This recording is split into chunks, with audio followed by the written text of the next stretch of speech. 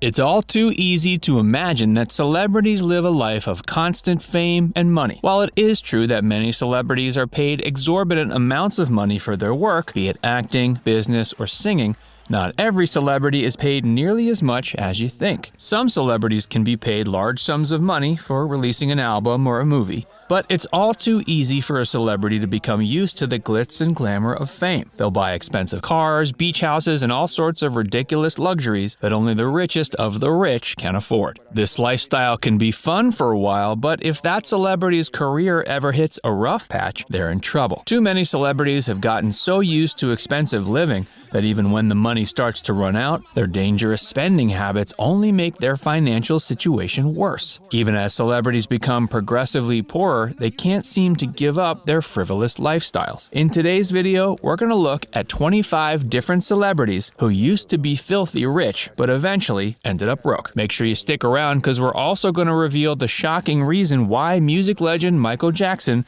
was $400 million in debt at the time of his death. Larry King. Larry King is one of the most iconic TV show hosts in America. Today, he holds numerous accolades, including 2 Peabody Awards, 10 Cable Ace Awards, and 1 Emmy Award. He began his career in 1957, working on various radio shows. In 1978, his work finally went national, but that very same year, he ran into quite a bit of trouble. Years back, in 1971, King found himself charged with grand larceny, and his business partner at the time accused him of stealing $5,000. The charges were eventually dropped, but the situation was terrible for publicity, and his career grew steadily less reliable over time. In 1978, Larry had to file for bankruptcy. Thankfully, he was able to revitalize his career after being offered the position of a radio talk show host in Washington, D.C. Michael Jackson. After working with his siblings in the Jackson 5, Michael embarked on a solo career with Motown Records in 1971. In 1979, his 5th studio album, Off the Wall, finally gained him stardom. However, Jackson was notorious for spending exorbitant amounts of money on various luxuries. He took out countless loans to buy houses, cars, and items that fit his expensive taste. His opulent lifestyle eventually caught up with him. Michael died extremely in debt, as he rarely paid back any of his loans. After his death, a forensic accountant did some digging and found he was somewhere between $400 and $500 million in debt. Since his death, however, his estate has managed to pay back these debts, and since 2012, Michael has been the top-earning dead celebrity in the world. While obviously he's not receiving any of the money himself, you can rest assured his family will live quite comfortably for the remainder of their lives. Dennis Rodman. Dennis Rodman is a former professional basketball player revered for his skills in defense and rebounding. He began his playing career in 1986 and was a famous player until his eventual retirement in 2006. While playing, Rodman earned a great deal of money, which meant he could certainly afford a luxurious lifestyle. In 2012, however, Rodman's money ran out. He owed $800,000 in child support and he couldn't even afford basic living expenses. No longer able to rely on money from basketball, Dennis resorted to a life of thievery. He was recently accused of stealing an expensive amethyst crystal, as well as large amounts of name-brand clothing. While Rodman vehemently denied the accusations, others found it hard to believe him. Nicolas Cage. Nicolas Cage is one of the most famous Hollywood celebrities today. This Academy Award-winning actor is well known for his roles in popular action films such as National Treasure and Ghost Rider. He's also one of the top-paid celebrities in the world today. In 2009 alone, he earned $40 million for his work as an actor. While he is a huge earner in Hollywood, he's also notorious for his spending habits. Between 1996 and 2011, Nicolas Cage squandered away his earnings of $150 million, spending it on things like cars, multiple houses, and rare and valuable items. After not paying his taxes in 2007, Cage realized he was in serious financial trouble. He had to sell many expensive belongings in order to get his life back on track. Today, he's regained some of his fortune and is now worth $25 million. Hopefully, he's gotten his spending habits in check and will no longer have to worry about going broke. Wayne Newton. Wayne Newton is a renowned singer and actor who released huge hits such as Daddy Don't You Walk So Fast, Years, and his signature song, Dankeschön. He found even more success as a lounge singer in Las Vegas, Nevada. In 1983, he was the highest-paid performer in the United States. Nearly a decade later, however, Newton filed for bankruptcy and found himself $20 million in debt. He was able to pay the debt off, but just as he was finding his financial footing again, he was sued by the IRS for not paying taxes after selling a house. His property was seized in 2010 for yet another failure to pay taxes, and Newton was forced to turn it into a public attraction to pay it off. Today, while he still finds moderate success in his work, Wayne Newton is struggling financially. Kim Basinger. Kim Basinger is a woman of many talents and gained fame for her work as an actress, singer, and fashion model. She began her career as a model in New York, but eventually pursued acting in 1976. She made her film debut in the 1981 movie Hard Country. She's now an Academy Award-winning actress who nobody would have expected to go broke. In 1989, however, Basinger purchased an entire 1,691-acre town in Georgia, which she paid $20 million for. She bought it with the goal of turning the town into a tourist attraction, but it caused her too much financial strain. In 1993, she was forced to declare bankruptcy and promptly sold the property. Later, after attempting to back out of an oral contract for acting in a film, she was sued for $8.1 million, which only added insult to injury. She was eventually able to settle, however, and she has finally found success once again in her career. Floyd Mayweather Jr. Floyd Mayweather Jr. is so skilled at boxing, he even earned himself the nickname Money, alluding to the fact he never lost a boxing match throughout his career. The nickname Money is ironic when you learn he was deeply in debt. Mayweather refused to pay taxes for many years, and as a result, found himself owing $22.2 million to the IRS. His financial situation was so bad that some even wondered if he would have to come out of retirement in 2018 to earn enough money to pay back his debts. To make matters worse, he was also sued for defamation in 2015, although the results of that case are still pending. Unfortunately, Floyd has not been able to crawl out of financial trouble just yet and is still struggling to pay back his debts. Cyndi Lauper. Today, Cyndi is revered for her work as a solo artist, especially after the release of her hit, Girls Just Wanna Have Fun. While she currently is doing well financially, life wasn't always so easy for the singer. Before she began her solo career, she was part of a group called Blue Angel. The group released one album, which barely sold any copies. They then got into an argument with their manager, who they fired. The manager fought back, however, and sued them for $80,000, which put Cyndi in a precarious situation. In 1981, she had to file for bankruptcy. Thankfully, Lauper knew she had great talent and released the hit album She's So Unusual. Finally, she earned the fame she deserved and is still earning plenty of money from her latest releases. T-Pain. T-Pain explained in one interview that his entire career has been a roller coaster. While he does very well when his career is at a high point, the money isn't always reliable. At the highest point in his career, T-Pain explained he had $40 million. Later on, however, after what he described as bad investments, he was left with virtually nothing. At one point, he even had to ask a friend for money so he could buy his children Burger King. T-Pain explained his low points have helped him to learn how to better manage his money, and a combination of smarter spending habits as well as an uptick in his career have left him in a much more stable financial position. From now on, he vows to be more careful about his spending as well as pay more attention to his finances, both for himself and for the sake of his family. Mike Tyson. Mike Tyson may have earned as much as $400 million throughout his career as a heavyweight champion, but after a time, he was hit hard by the realities of life. He squandered away his savings, and by 2003, he realized he owed $23 million to a large number of people and organizations, including the IRS, his ex-wife, and several lawyers. He declared bankruptcy and served time in jail as well as rehab. Today, he seems to be relying on his entrepreneurial skills to make money, and as of 2018, has been running a marijuana company called the Ranch Companies. Despite his serious financial troubles earlier in life, Mike has supposedly turned over a new leaf and seems to be doing quite well today. Marvin Gaye. Marvin Gaye began his prolific career as a singer, songwriter, and record producer in 1957. The talented soul singer released amazing hits such as I Heard It Through the Grapevine and Let's Get It On. He's still revered as one of the most well-known musicians in history. In 1976, however, Marvin found himself tremendously in debt. After divorcing his first wife, Anna Gordy Gaye, he was supposed to pay alimony. He fell behind on his payments, however, and had to file for bankruptcy in 1976. At the time, he owed her a ton of money, He was working on paying her back, but was tragically shot and killed by his father in 1984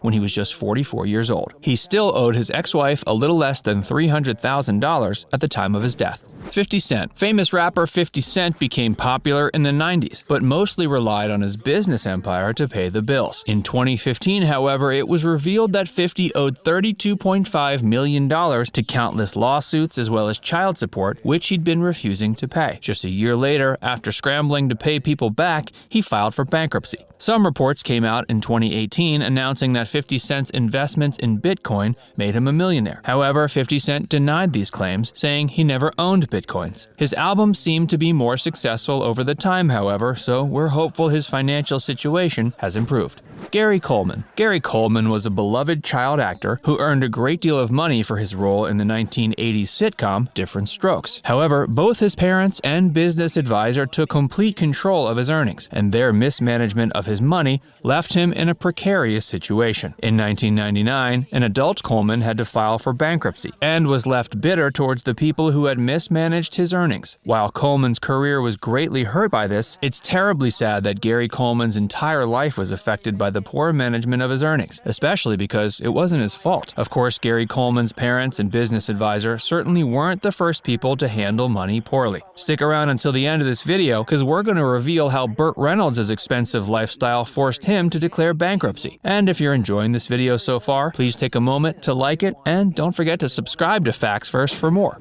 Toni Braxton. Famous singer Toni Braxton is known for releasing hits like Unbreak My Heart and You're Making Me High, Let It Fly. As of 2020, she's sold over 70 million copies of her albums throughout the world and is recognized as being one of the most successful R&B musicians to date. Despite the success in her career, she had to file for bankruptcy on two separate occasions. First, she filed for bankruptcy in 1998 after a contract left her with very little money. In 2008, after suffering health issues, she was forced to cancel a review in Las Vegas, which caused her to file for bankruptcy again. Since these financial difficulties, however, Toni has become far more successful and even started her own reality TV show, Braxton Family Values. And she continues to make music and has since released several successful albums. Stephen Baldwin. Stephen Baldwin is a prolific director, producer, and actor known for his appearances in films such as The Usual Suspects, 8 Seconds, and Biodome. He's also starred in a number of reality shows such as Celebrity Apprentice and Celebrity Big Brother. In 2009, however, he was forced to file for bankruptcy after failing to pay taxes and mortgages, which left him deeply in debt. Baldwin found his footing after some time, but soon fell back into his old habits. In 2017, his house was foreclosed on after refusing to pay a mortgage for a total of 6 years. He was once arrested for not paying taxes for 3 years as well. With so many transgressions, we can only hope Stephen Baldwin has decided to make a change in his life.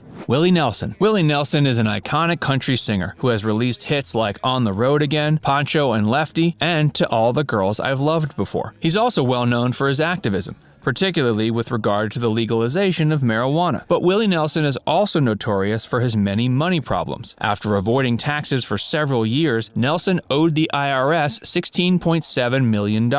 And while his lawyer was able to negotiate it down to $6 million, Nelson still didn't have the money. As a result, his house was seized as well as many of his assets. Longtime fans raised money through fundraisers, which helped Nelson pay off some of his debt. Today, Willie is doing much better, and he continues to make music and release albums. Aaron Carter. Aaron Carter became a huge pop star after releasing albums when he was just 7 and 9 years old. As a teen, he released even more albums, but after he turned 18, all that success ended up hurting him more than helping him. In 2009, he owed $1 million in taxes, and after struggling to pay back his debt, Carter sadly had to file for bankruptcy in 2013. At the time, things looked especially grim for Carter, whose music career was becoming less popular as he grew older. Thankfully, today he's been able to rebrand himself and is now more successful than ever as an artist. Mark Twain. Believe it or not, iconic American author Mark Twain suffered greatly from financial problems. It began when he was just 11 years old. After his father died, he and his remaining family members were left incredibly poor. Even after publishing The Adventures of Tom Sawyer, Mark Twain was never able to satisfy his dream of becoming rich. He was poor all his life, and his publishing house went bankrupt. This made him even poorer, and he had to file for bankruptcy in 1894. Over time, he was able to earn more money through publicity, such as a speaking tour. He then invested $30,000 in a protein powder company, which proved to be his downfall. He lost all of his money as a result of the risky investment, and the famous author died as poor as he was as a child.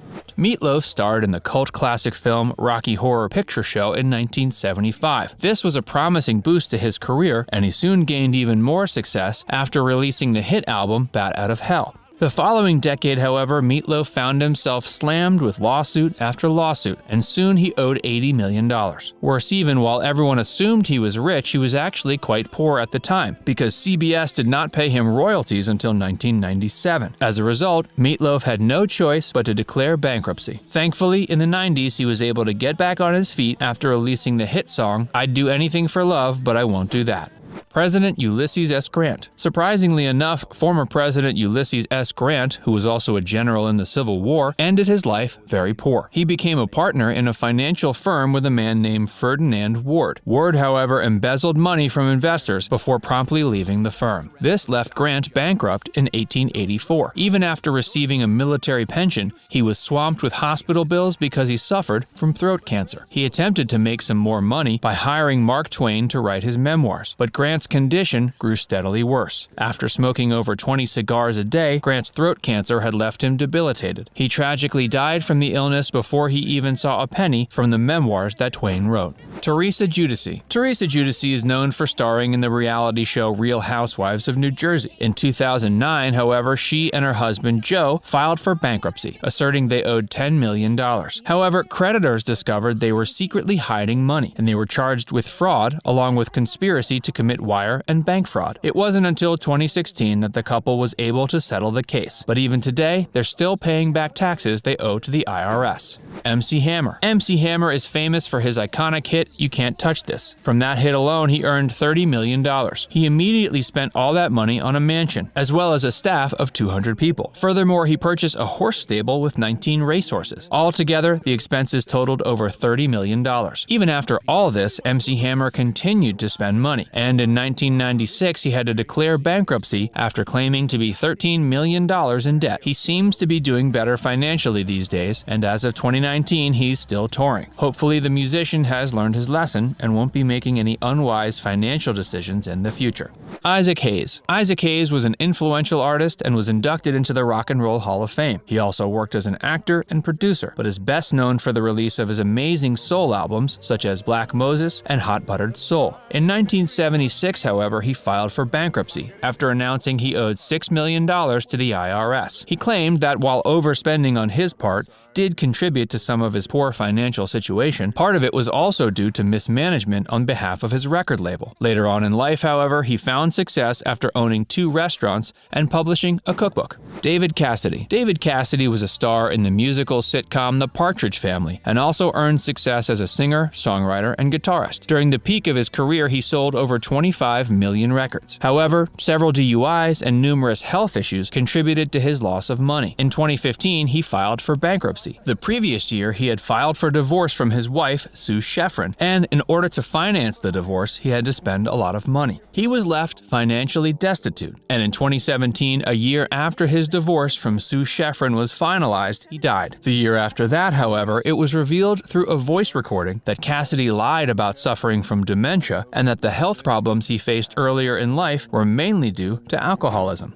Bert Reynolds. Bert Reynolds dominated the film world between the 1960s and 80s and starred in such iconic movies as The Longest Yard, Smokey and the Bandit, and Cannonball Run. He was paid huge amounts of money for the many films he acted in, and for a time, Bert didn't even think to keep track of his spending. He became used to living with luxury, and it wasn't until the 90s he realized he was in way over his head. After spending a great deal on real estate, expensive toupees, and even a private jet, Reynolds had to declare bankruptcy in 1996 after learning he was well over $10 million in debt. Thankfully, he was able to reclaim some of his fortune after reevaluating his spending habits and starring in some more major box office films. By the time he died in 2018, he was in a much better financial position. There are so many sad stories of celebrities who once had it all before losing all their money and becoming utterly broke. There was a time back in the 70s when it was almost impossible to avoid seeing Burt Reynolds, but he didn't get to that level overnight. Burt toiled away as a working actor for years, landing supporting roles on TV shows like Gunsmoke and Flip Flipper in the mid-60s before getting his own series Hawk in 1966. He then scored the lead role on another series, Dan August, in 1970. In 72, his movie career erupted after Deliverance hit theaters, and after posing nude for Cosmopolitan, his public image was given another boost. After that, it was one film after another, and one star-studded romance after another as well. He also frequently guest hosted The Tonight Show whenever Johnny Carson was out of town. He eventually turned into a stereotype of sorts. He was a well-spoken Southern boy with a love for flashy cars and beautiful women. That's what people thought of whenever you mentioned his name, and he certainly didn't hate that reputation. Reynolds' marriage to Lonnie Anderson. The 70s and 80s were very good to Reynolds. The film roles and the money kept on flooding in. He opened up a dinner theater in Jupiter, Florida, where he lived, and started producing plays starring some of his closest Hollywood allies. The theater was a tremendous gift to the community, even though it only made money for 2 out of the 10 years it was open. At the height of his career, Reynolds was banking $10 million or more per year, and back then $10 million was huge. It's equivalent in purchasing power to about $33 million today. Reynolds told Vanity Fair in 2015 that he'd lost more money in his lifetime than what should be possible, just because he wasn't paying attention. He lost roughly $20 million on investments he made in a couple of different restaurant chains that ended up tanking. But his marriage to Lonnie Anderson also proved to be disastrous to his finances. Not only could she max out a credit card with a $45,000 limit in about 30 minutes, but their divorce was pretty harsh on his bank account as well. After the divorce and settlement was finalized, Bert was left with just $5 million.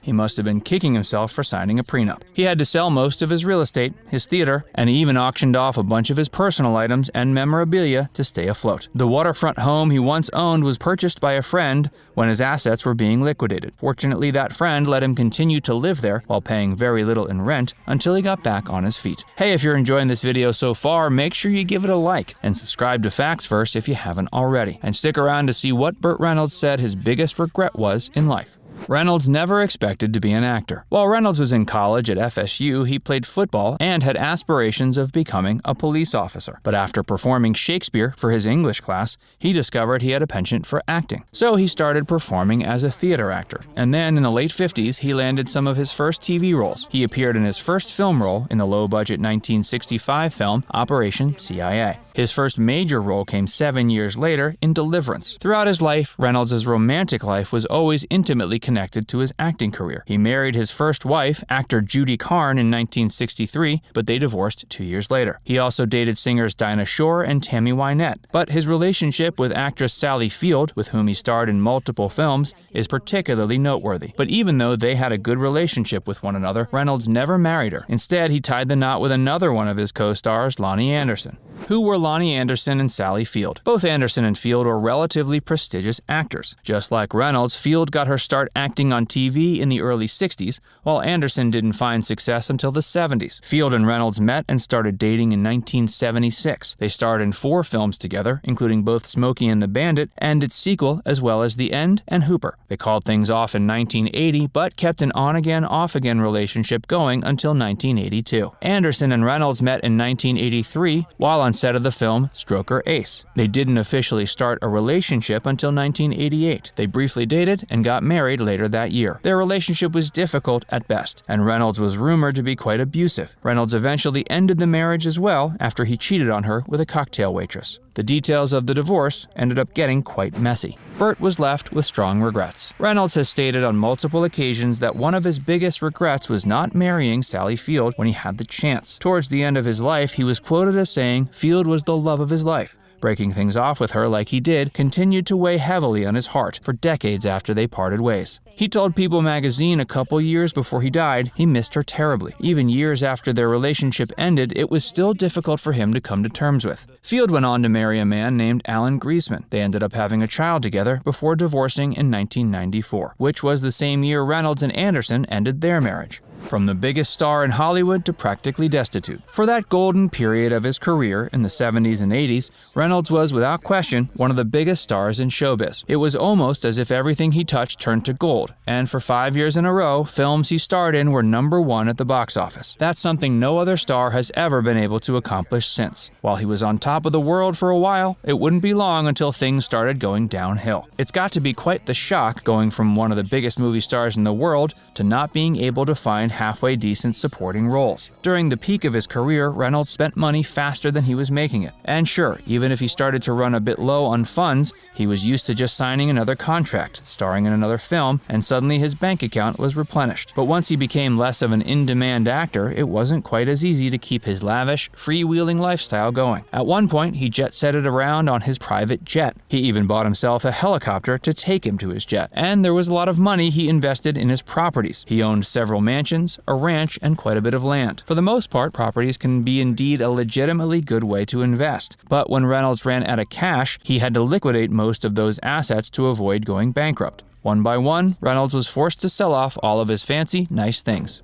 Reynolds owed everyone money. When Reynolds and Anderson got divorced in 1994, he was forced by the court to disclose his debts as well as what his assets amounted to. At that time, he had over $11 million in debt, and his assets would only cover $6 million of that. It came out that he owed more money than he even realized. The IRS demanded money from him, and so did his bank, his former manager, and the Creative Artists Agency. During the investigation, it was revealed Reynolds owned his toupee manufacturer more than $100,000. After the divorce was finalized, Reynolds went on to stage a bit of a career comeback, starring in films like Striptease and Boogie Nights. The latter even earned him an Oscar nod. Unfortunately, that comeback was relatively short-lived, and his career stagnated once again. He continued to have financial troubles for the rest of his life. He lost one of his estates after missing several payments and was labeled a California tax delinquent. Although he wasn't completely broke for the last decade of his life, he didn't have nearly as much as he should have considering his former A-list status. He lived out his remaining years on an estate in Palm Beach County. Reynolds died of a heart attack at the Jupiter Medical Center in Jupiter, Florida on September 6, 2018. He was 82.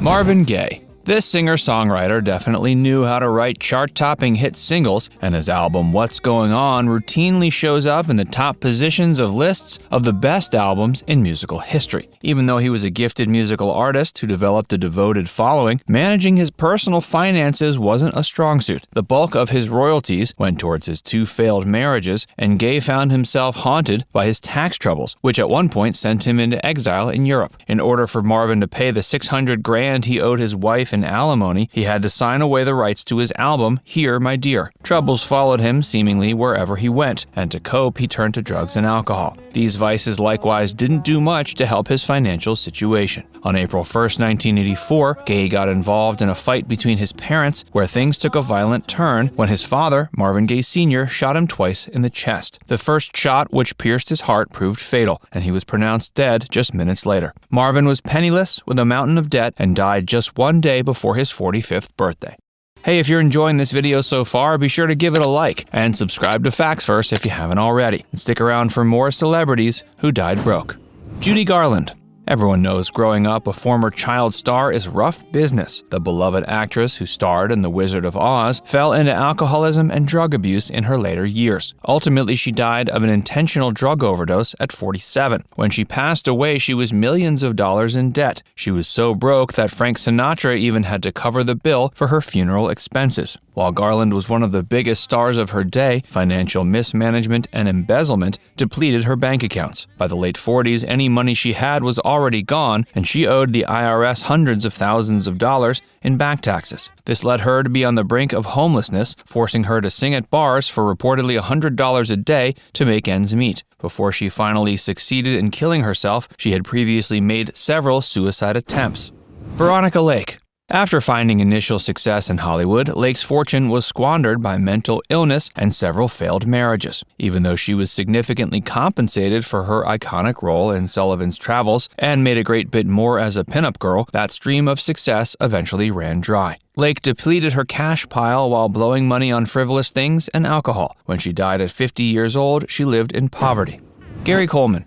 If you've ever watched any of our videos covering Gary Coleman's tragic life story, you already know just how much of a train wreck in slow motion it was. He was handed his first breakout role on Different Strokes, and although he was once NBC's highest-paid comedic actor, he wound up having to sue his parents, lawyers, and agents for grossly mismanaging his finances. After taking the matter to court, he was awarded a $1.3 million settlement, but a string of bad luck, health issues, and questionable investments forced him into bankruptcy. In the end, he was desperate for work and took just about any role that came his way. When he died at age 42, he had basically nothing to his name. Billie Holiday. Widely considered one of the greatest jazz singers of all time, Billie's tragic life was marred by disaster and controversy. Her personal life was particularly turbulent, which led her to turn to alcohol and drugs for solace. Often blitzed out of her mind, her promoters and managers would routinely rip her off, robbing her of what little money she earned in her later years. When she passed away in 1959 from cirrhosis, she reportedly only had $750 in her bank account. Bobby Driscoll. Driscoll was one of the most famous child actors of the 40s and 50s. He appeared in hundreds of films and enjoyed a great deal of success thanks to his lucrative contract with Disney. By the mid-50s, however, Hollywood turned its back on him after Bobby fell into drug addiction. Driscoll was hopelessly reliant upon narcotics and eventually found himself in jail for his substance abuse issues. This prevented him from landing more parts on TV or in films. He spent most of his latter years drifting around trying to revive his career in New York. Sadly, he died at 31 in an abandoned building where he was squatting. He was broke, and when his body was discovered, he was found lying on a dirty cot surrounded by empty beer bottles. He died from heart failure, likely caused by his years of drug use. Andy Gibb. This star, who was reportedly millions of dollars in debt when he died, was the youngest of the Gibb brothers who made up the Bee Gees. He experienced a bit of success as a solo musician, but that was short-lived. Depression and substance abuse led to many lost opportunities, which in turn fueled his binges even more. The young singer died bankrupt, drowning in an ocean of debt at age 30 from myocarditis, caused by his many years of stimulant drug use. Anita Ekberg. If you've ever seen Fellini's La Dolce Vita, you're probably familiar with Anita Ekberg. She was an Italian actress born in Sweden who rose to fame in the 50s and 60s for being a blonde bombshell with looks to kill. In 1951, she signed to Universal after competing in the Miss Universe competition. Some of her biggest films saw her starring alongside Hollywood hunks like John Wayne, Jerry Lewis, and Dean Martin. But in her later years, her life was anything but glamorous. She apparently lost all her money to thieves, a house fire, and medical expenses. She was reportedly living in poverty in Italy in her final days while applying to the charitable Fellini Foundation to receive some financial assistance. She died broke and destitute in 2011 at age 83. Mickey Rooney. This actor's career in show business spanned 9 decades. Rooney starred in hundreds of films, including the mega hit Breakfast at Tiffany's. Laurence Olivier once called him the best there has ever been. But at the time of his death, he was penniless. He battled alcoholism and was addicted to prescription narcotics. He also had a propensity for getting himself into loveless marriages. He was married in total 8 times. Despite having a largely successful career, which banked him millions of dollars, Rooney was forced into bankruptcy in 1962 due to severe financial mismanagement. The actor's woes took a dark turn in 2014, shortly before his death at 93. He ended up testifying before Congress that several members of his family were exploiting him and also physically abusing him. At his death, he owed thousands in medical bills and back taxes. His multi-million-dollar estate had been diminished to $18,000, which fell to his stepson. There wasn't even enough cash to cover his funeral expenses. Dana Plato.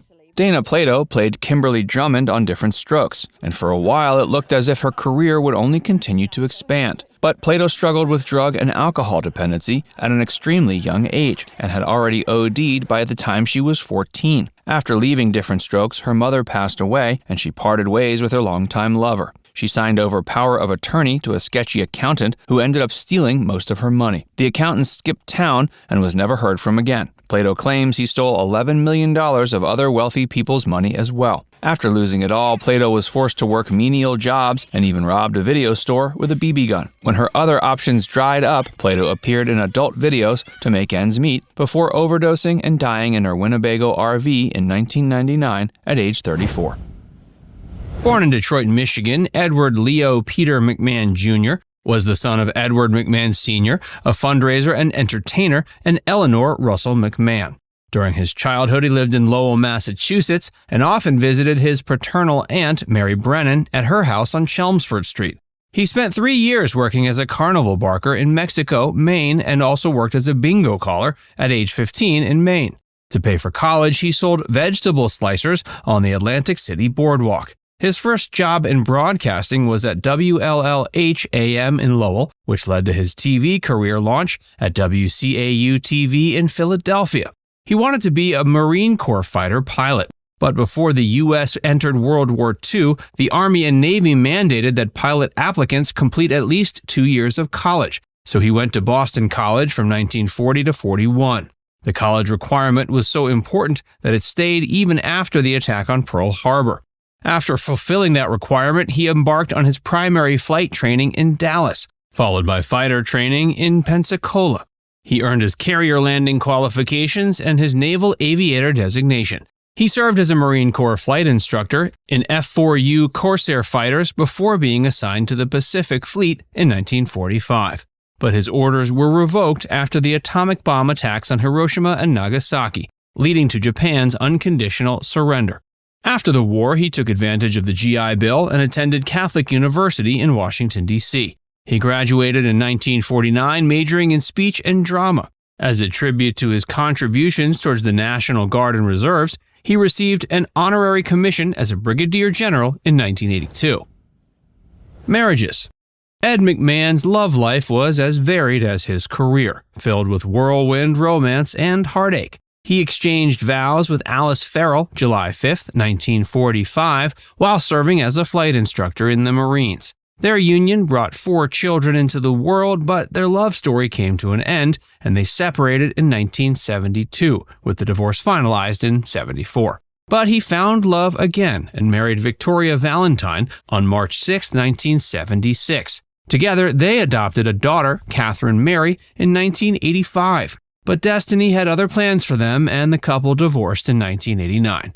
McMahon provided a staggering $50,000 per month in spousal and child support. In a twist of fate, just 3 months before his Tonight Show journey concluded, McMahon found love once again and married 37-year-old Pam Hearn in a ceremony near Las Vegas on February 22, 1992. Pam brought her son Alex into the family, and McMahon's daughter Catherine proudly stood by their side as the best person at the wedding. Financial woes. Ed McMahon, a generous individual who has given much to others, lost his Beverly Hills home to foreclosure after owing approximately $644,000 in payments after a nearly $5 million mortgage loan. Additionally, American Express secured a judgment against McMahon for nearly $750,000 in unpaid bills, and a Washington-based company called Hicks Inc. claimed he failed to repay a $51,000 loan. In total, McMahon, who earned millions over his 50-year career, was in debt for almost $1.5 million. How could this TV legend find himself in such financial turmoil? His representative, Howard Bragman, believed McMahon's financial difficulties resulted from a combination of failing health, a mismanaged economy, and a bad housing market. A significant factor contributing to the iconic sidekick's financial downfall was his large heart. According to David Fisher, who collaborated with McMahon on his autobiography, For Laughing Out Loud, and his latest book, When Television Was Young, McMahon was an incredibly generous person, often to his own detriment. Fisher added that Ed loved making people happy. He enjoyed carrying cash around, much of which went towards tips. Additionally, the TV legend spent a substantial amount of money supporting his third wife Pam's clothing company. Although the designs were well received, sold at Saks Fifth Avenue in Neiman Marcus, and even worn by celebrities like Paula Abdul and Sharon Stone, the high-priced fashion line eventually fizzled out. While money continued to be spent, there was little income coming in. Surprisingly, McMahon, who was Johnny Carson's sidekick for 30 years, revealed he didn't receive residuals from the successful DVD box sets of The Tonight Show. Additionally, the 85-year-old had been unable to work since breaking his neck in a fall in 2008. Fisher shared a story about how, just a day or two after McMahon's injury, he chose to honor his commitment to review the manuscript for When Television Was Young instead of going to the hospital. Career beyond Tonight. While Johnny Carson built his fame around Tonight and retreated from the spotlight after retirement, McMahon chose a different trajectory. Over the years, he hosted several shows, including the Kraft Music Hall in 1968 and the talent competition Star Search. McMahon also co-hosted the Jerry Lewis Muscular Dystrophy Association Telethon, a Labor Day weekend staple, and partnered with Dick Clark for TV's Bloopers and Practical Jokes. Together, they became the faces of American Family Publishers sweepstakes, appearing on contest entry forums and TV commercials. McMahon was also well known for his ongoing Budweiser ads. He played supporting roles in various films, such as Fun with Dick and Jane and Just Right, and took on his first regular TV series role in the 1997 WB sitcom The Tom Show, starring Tom Arnold. In 1998, he published his autobiography For Laughing Out Loud, My Life and Good Times, detailing the origins of Tonight. McMahon wrote that before the first show, Carson told him, "Let's just go down there and entertain the hell out of them," which was the only advice he ever received from Carson. Health complications and death. In the midst of a seemingly glamorous life, darkness loomed over Ed McMahon's health. On April 20th, 2002, McMahon filed a lawsuit against his insurance company for over $20 million, claiming he and his wife Pamela became ill due to toxic mold that spread throughout their Beverly Hills home. The mold allegedly resulted from the improper cleanup of water damage caused by a burst pipe. The suit, filed in LA County Superior Court, also implicated members of the McMahon's household staff and held the mold responsible for the death of their family dog, Muffin. At the time, the lawsuit was one of several cases related to toxic mold that had been brought to court in recent years. The defendants named in the suit included American Equity Insurance Co., multiple environmental cleanup contractors, and a pair of insurance adjusters. On March 21, 2003, the lengthy legal battle concluded with McMahon being awarded $7.2 million from the various company deemed negligent.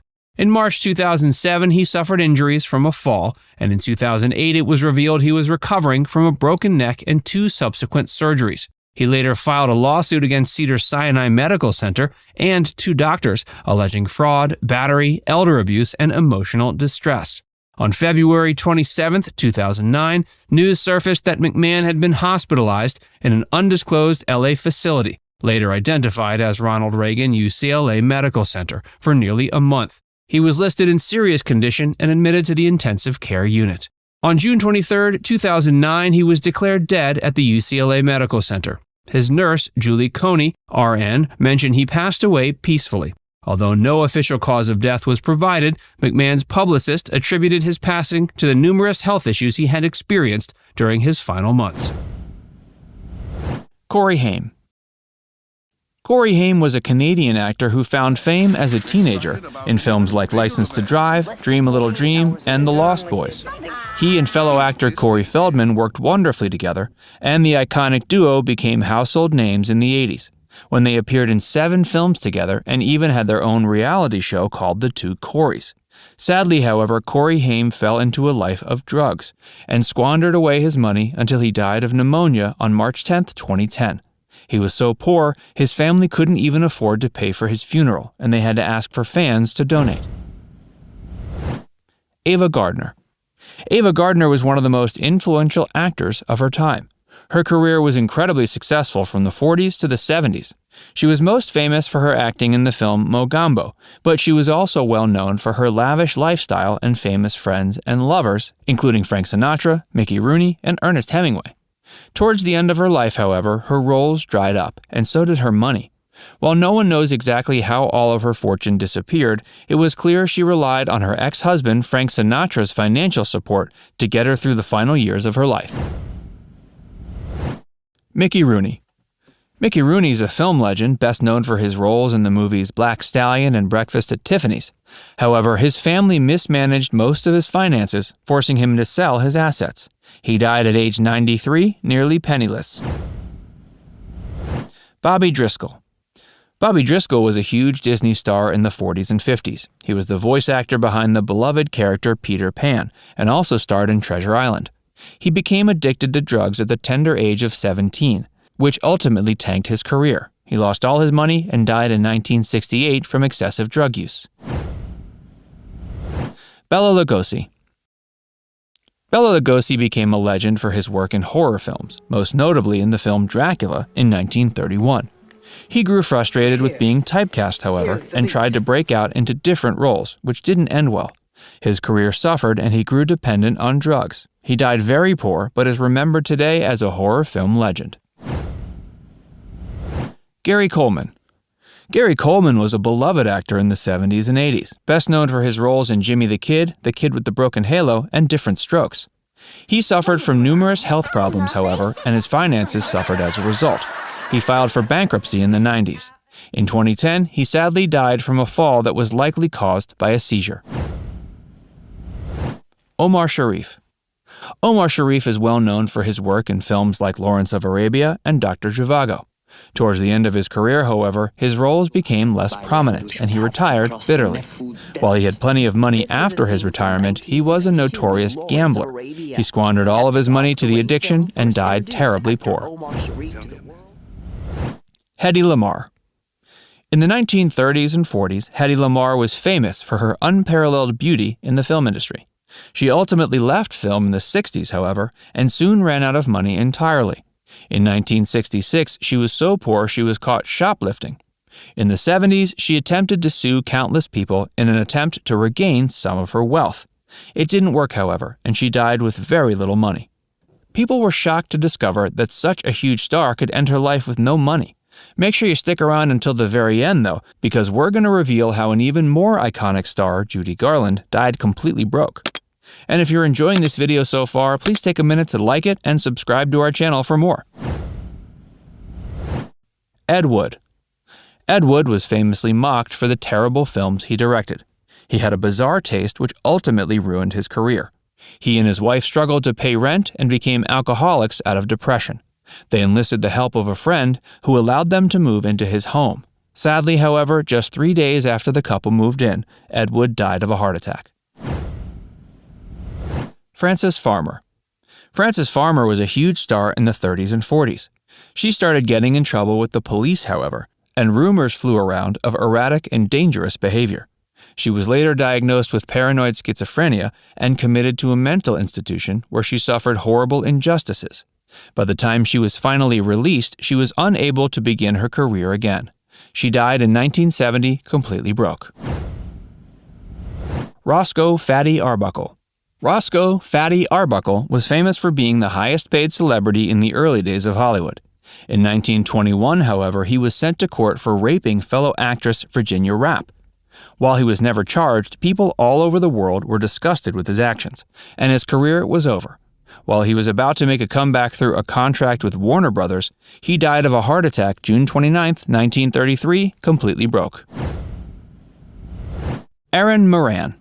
Erin Moran was incredibly famous as a teen when she played Joni in the show Happy Days and later reprised the role in the spin-off series Joni Loves Chachi. Unfortunately, however, directors struggled to envision her playing any role other than Joni, and she was unable to find steady work. She suffered from major money problems and had to move in with her mother-in-law in 2010. Sadly, she died April 10, 2017, from throat cancer. Mabel Normand. Mabel Normand was a huge star between 1910 and 1920, appearing alongside legends like Charlie Chaplin and Fatty Arbuckle. In 1922, however, her lover, William Desmond Taylor, was shot, and she was a lead suspect in the case. This had a huge negative impact on her career. But just as it seemed she was about to make a comeback, her friend Cortland S. Dines was shot by her chauffeur while she was present. The second scandal ruined her career. She died in 1930 of tuberculosis, extremely poor. Veronica Lake.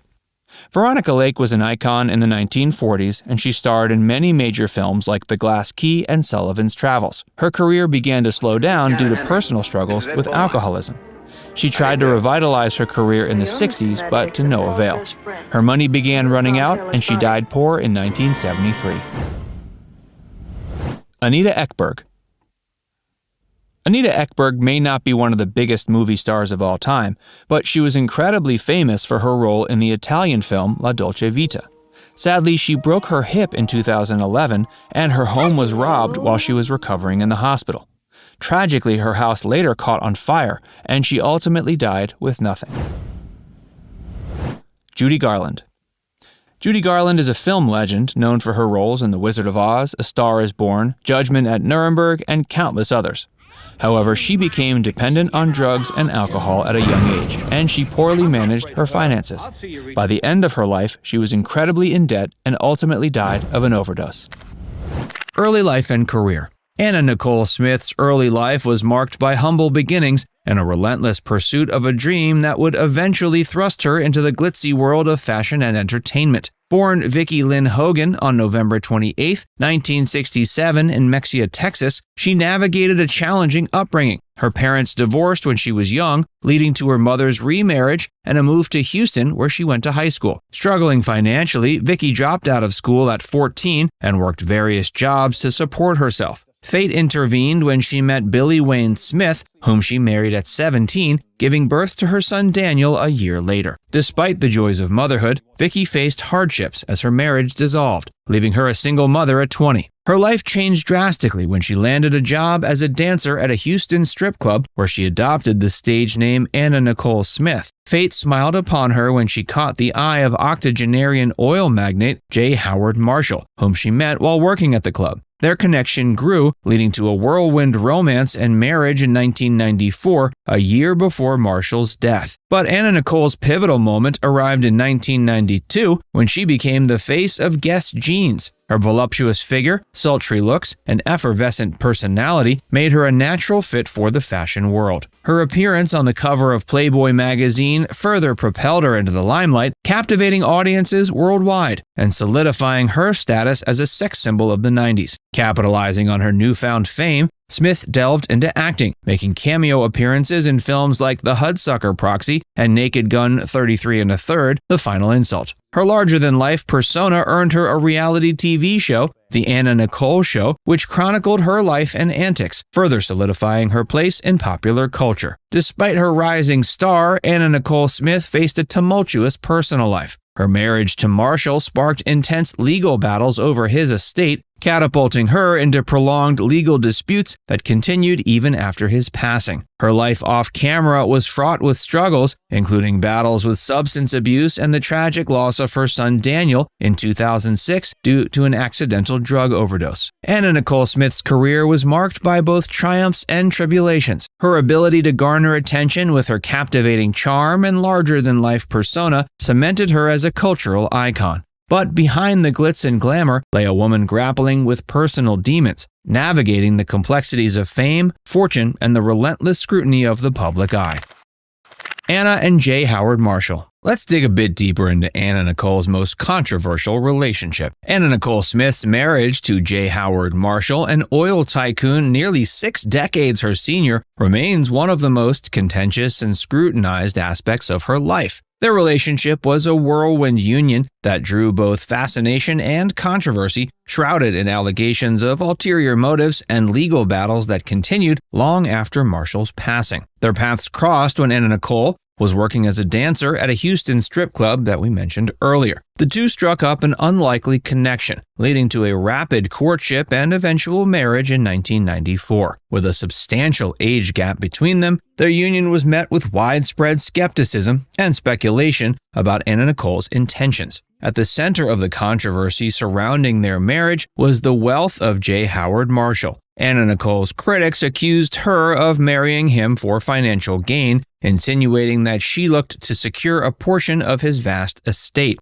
The legal battle that ensued after Marshall's death was marked by a protracted court case as Anna Nicole fought for a share of his fortune, pitting her against Marshall's family and estate. The complexities of their relationship were further mired in legal disputes and public scrutiny. Despite Anna Nicole's claims of genuine affection for Marshall, their marriage became a focal point of tabloid fodder and legal wrangling. The ensuing legal battles over Marshall's estate continued for years, with conflicting testimonies and a heated debate over whether Anna Nicole was entitled to a portion of his wealth. Amidst these controversies, Anna Nicole Smith faced personal struggles that compounded the challenges in her life. Battling accusations of gold digging and grappling with the loss of privacy due to the public nature of the legal dispute, she also endured personal hardships. Her battles with substance abuse were well documented, adding layers of complexity to her public image and personal life. Tragically, the tumultuous nature of Anna Nicole's life was further compounded by the loss of her beloved son Daniel in 2006. His sudden death due to an accidental drug overdose sent shockwaves through her world, plunging her deeper into emotional turmoil and grief. The legal saga surrounding her marriage to J. Howard Marshall persisted even after her passing. The battles over his estate continued, with ongoing debates and appeals. Anna Nicole Smith was gorgeous. She died tragically broke. Anna Nicole Smith's tragic and sudden death on February 8, 2007, at age 39, shocked the world. She was discovered unresponsive in a Florida hotel room and pronounced dead on arrival at a nearby hospital. The cause of death was an accidental overdose. This came from her regular use of prescription drugs. Despite the controversies and personal struggles that defined her life, she left a complex and lasting legacy. She was celebrated for her striking beauty, captivating charm, and larger-than-life persona that made her a pop culture icon of the 90s. In the years following her death, her legacy has been revisited through various media platforms. The release of documentaries and biographical works aimed to shed light on the complexities of her life, portraying her not just as a celebrity, but a multifaceted person who faced challenges and triumphs. The documentary, Anna Nicole Smith, You Don't Know Me, was accused by some critics of actually being sensationalist in and of itself. We'll leave that up to you to decide, but it's true that almost every depiction of her life and career have been sensationalist. Through these retrospectives and documentaries, her legacy endures, serving as a reminder of the complexities that come with fame and the human side of celebrity. Her life, marked by both triumphs and tribulations, continues to captivate audiences and provoke discussions about the price of stardom and the enduring impact of one person's journey through the highs and lows of public life. Leaving Bewitched, the beginning of the end. In the bewitching realm of 1960s television, Dick York commanded the screen as Darren Stevens, the devoted mortal husband to the enchanting witch-turned-housewife Samantha. For years, audiences were spellbound by his portrayal, only to be caught off guard when suddenly, in the 6th season of the beloved sitcom, a new face replaced his familiar presence. To make matters more mysterious, no explanations were offered, leaving fans to ponder the potential reasons behind this bewildering change. Speculation swirled through the grapevine, with rumors suggesting network disputes, clashes among the cast, or creative differences with the show's producers. But the truth remained concealed from public view, a mystery that would only be unveiled years later. It was a tale far more mortal than any spell casting or supernatural intrigue, a tale shaped by injury and addiction, leading to Dick York's unexpected departure from the magical world he had come to personify. Dick's journey to Hollywood and anguish. Born September 4, 1928 in Fort Wayne, Indiana, Dick York's journey to stardom began when a perceptive nun at his parochial school recognized his acting talent and urged him to pursue it. At a relatively young age, he embarked on his acting career, securing a regular role on the radio show That Brewster Boy.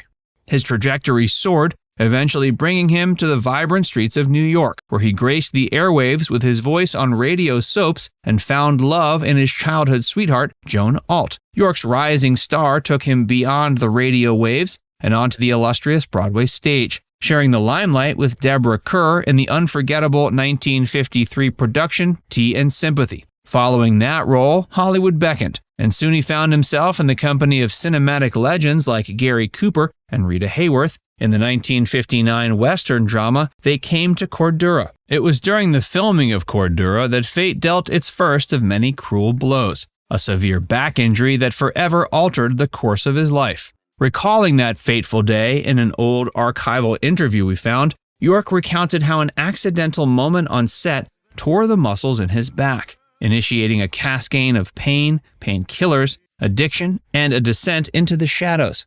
Rather than addressing the problem head-on, he soldiered on, concealing the agony that gnawed at him. For at least a little while, this grin-and-bear-it approach to dealing with this injury seemed to work, but obviously it was a strategy that was destined to be unsustainable. TV roles abounded, with appearances in renowned shows like The Untouchables, Dr. Kildare, and Rawhide. But it was his iconic portrayal of Darren Stevens in Bewitched that etched York's name permanently into the annals of history. Throughout the show's successful run from 1964 to 69, York's magnetic presence captured hearts alongside his on-screen wife, the bewitching Elizabeth Montgomery. But behind the scenes, his chronic back pain worsened, and the dependence on prescription painkillers eroded his physical abilities. Despite the grim reality he faced, York persevered, relying on a support system that saw him propped up by crew members and medication between takes. Once again, however, you can only rely on a handful of pills every few hours for so long before it consumes your entire being. But in Hollywood, quick fixes and band-aid solutions are often the go-to remedy. If a star were to admit that they were faltering in any kind of way, that admission could have disastrous effects on their future contracts and prospects. This was a lesson that York soon discovered. From bad to worse. As the 1960s drew to a close, the toll that the chronic pain and addiction took on York's health became insurmountable. In 1969, while on the Bewitched set, he suddenly collapsed, leading to hospitalization and the depressing realization that his days as Darren Stevens had come to an end. Show producers, facing the sad reality of York's health struggles and addiction, made the difficult decision to recast the role, introducing Dick Sargent for the remaining seasons. Although York made only a brief public comment about his departure, expressing gratitude and a desire to pursue other stage and movie opportunities, the true depth of his personal battles remained hidden from the public eye.